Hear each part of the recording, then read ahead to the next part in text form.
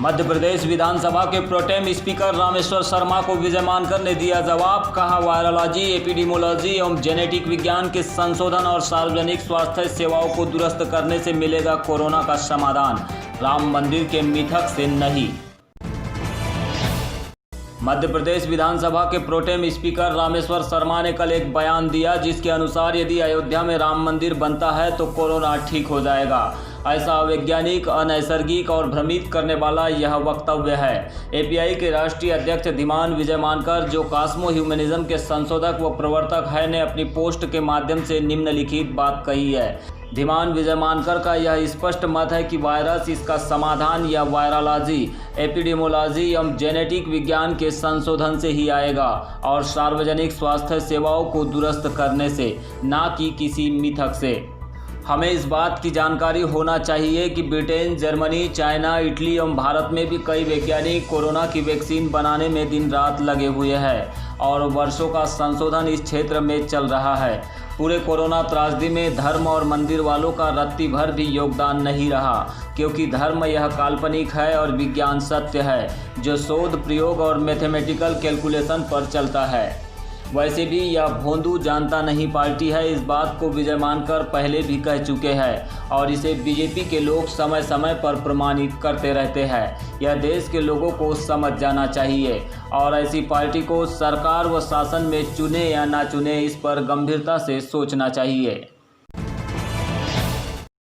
राम मंदिर के निर्माण में जब शुरू होगा तो भगवान कृपा करेगा हम सब पर। भगवान से हम सब प्रार्थना कर रहे हैं निरंतर कि कोविड जैसी महामारी खत्म हो, और भगवान पे भरोसा नहीं होता तो क्या मुझ पे, आप पे भरोसा? आज कोविड तो चला ही जाएगा, धीरे धीरे खत्म हो जाएगा। भाई राम मंदिर का निर्माण तो शुरू होने दीजिए।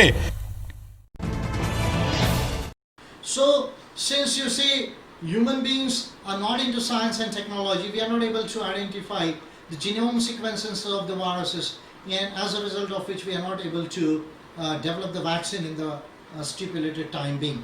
तो ये कारण है कि हमारा वैक्सीन और मेडिकेशन डेवलप नहीं हो रहा है।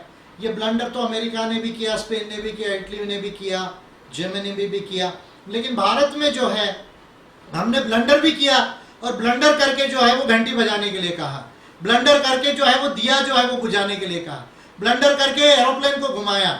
अभी भी जो है वो कह रहे हैं हेल्थ मिनिस्ट्री के लोग ने, इंडिया इज डूइंग वेल। अरे भैया 10 लाख लोग इन्फेक्ट हो गए, 25,000 लोग मर गए, डेली मरने की केसेस में इंडिया जो है अभी अमेरिका को क्रॉस कर रहा है, but still we are doing well. Why? Because Modi government is there. Why? Because BJP government is there. This hypocrisy, this lies, this fast, this false has to be corrected.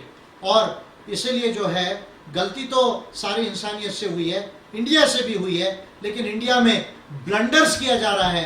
अब वो रामदेव बाबा कौन नहीं मालूम, आंख मार मार के कहने लगा कि भाई मैं मेडिसिन ही ला लिया, बगैर ट्रायल और टेस्टिंग के, बगैर साइंटिफिक एविडेंसेस के, बगैर प्रोसीजर फॉलो किए।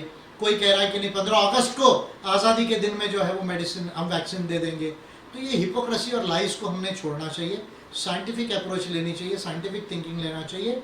और अगर वो किया जाए पहले स्टेज में, ये जो हमारी प्रिवेंटिव मेजर्स है, मास्क और sanitiser, social distancing, partial lockdown वगैरह, उसके साथ सबसे ज़्यादा मेडिसिन को डेवलप करने में ध्यान देना चाहिए और फिर अल्टीमेटली वैक्सीन को डेवलप करने में ध्यान देना चाहिए।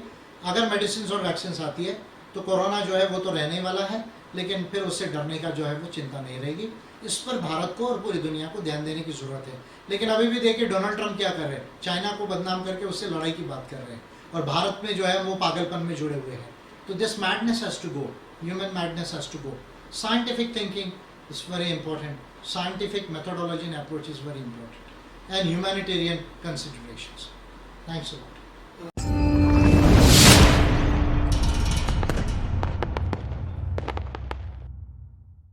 भोंदू प्राइम मिनिस्टर, भोंदू जानता नहीं पार्टी, बीजेपी। बी से भोंदू, जे से जानता नहीं, पी से पार्टी। तो ये प्रधान भोंदू है, तो इनकी सरकार को कब क्या करना है, कहाँ क्या करना है ये नहीं मालूम है। ये तो पेट्रोल को भी महंगा करके 3 लाख करोड़ रुपया कमा लिया सरकारों ने।